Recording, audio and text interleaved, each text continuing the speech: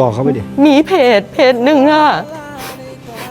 หนูว่าเขาจะให้ความช่วยเหลือหนูแต่ที่ไหนได้โทรมาแบบดูถูกว่ามีตังค์จ้างทนายไปสู้เขาเหรอดูถูกหนูอะแล้วก็ดูถูกคุณค่าของแฟนหนูอะหนูไปก็ติดคุกใช่ไหมให้เรื่องมันจบไปลูกหนูยังเล็กเลยอยู่แล้วจะอยู่ยังไงแล้วเขาก็โทรมาอีกหนูก็ไม่รู้จะทำยังไงเขาจะติดคุกในเรือนอยู่